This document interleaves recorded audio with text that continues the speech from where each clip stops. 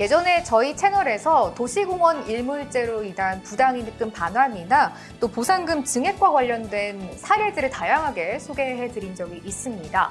오늘 영상에서는 공원 조성계획 실시계획 인가 취소 사례에 대해서 설명을 좀 해드리려고 하는데요.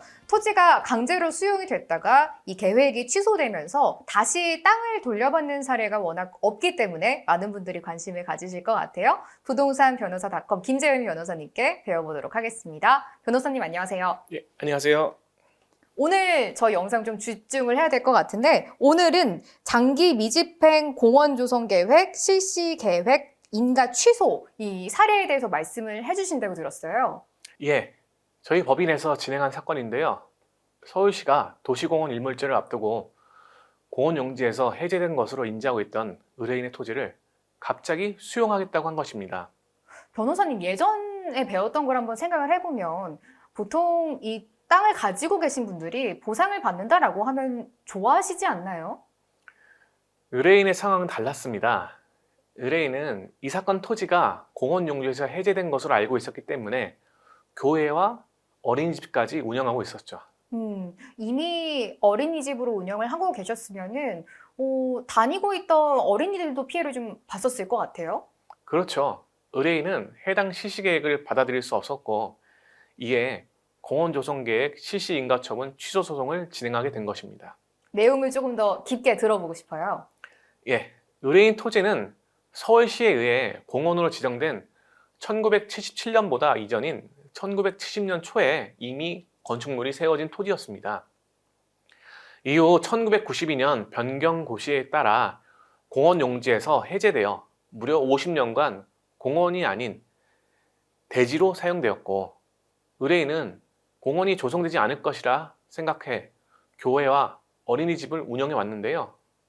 그런데 서울시에서 일몰제 시행 3개월이 남은 2020년 3월 급작스럽게 의뢰인의 땅을 수용하고 교목을 심겠다는 내용의 실시계획을 열람 공고한 것입니다. 변호사님, 근데 이게 억울하다라는 것만으로는 계획이 취소되는 거는 좀 쉽지 않을 것 같은데 어떤 방법으로 취소가 될 수 있었던 거죠? 예, 억울한 것만으로는 취소가 어렵습니다. 사실 서울시의 이 사건 실시계획 열람 공고는 절차적 하자가 있었습니다. 이를 내세워 해당 실시계획 인가가 위법이라고 주장할 수 있었죠. 지금 말씀해 주신 게 약간 이 사건의 핵심 포인트였을 것 같은데 어떤 문제가 있었는지 궁금해요. 예, 기존 서울시의 열람 공고에는 사업 착수일 및 준공 예정일이 실시계획 인가 고시일로부터 2020년 12월 31일까지로 되어 있었는데요. 이후 2달도 되지 않은 5월 7일 서울시에서 의뢰인 토지에 관한 실시계획 인가 고시했는데 이때의 사업 착수일 및 준공 예정일이 열람 공고와는 달리 2021년 12월 31일로 이미 변경된 것입니다. 이에 대해 저희 법인은 열람 공고의 내용을 임의로 변경한 고시를 시행한 법령 위반의 절차적 하자가 있음을 주장했죠. 서울시가 그러니까 계획이 변경이 됐는데 이거를 알려주지 않은 거잖아요. 그러면 이게 문제다라고 했을 때 서울시가 바로 인정을 했을까요?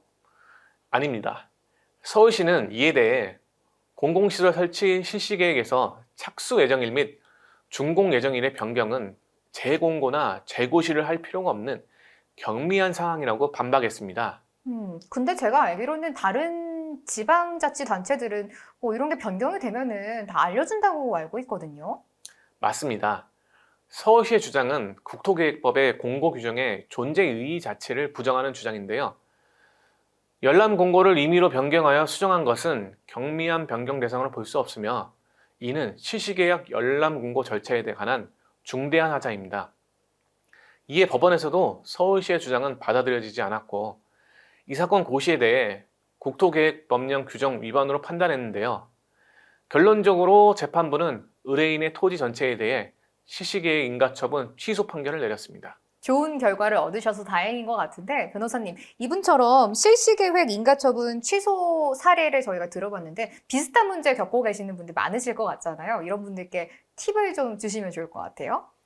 예, 우선 취소 소송에 앞서 유의해야 할 점은 적법성의 입증 책임은 행정청에게 있지만 적극적으로 이들의 위법 행위를 주장하지 않는다면 행정청들은 취소소송 과정에서 자료를 제공하지 않거나 소극적으로 적법성만을 주장할 것이라는 점입니다. 그럼 그만큼 위법성에 관한 판단을 받기 어려워지겠죠. 특히 형량의 하자, 비례원칙 위반 등의 행정청의 위법을 주장하는 원고에게 입증 책임이 있는데요. 그렇기에 분쟁이 생기면 법리적으로 유리한 증거를 확보한 상태에서 소송에 들어가야 마지막에 좋은 결과를 얻어낼 수 있을 것입니다.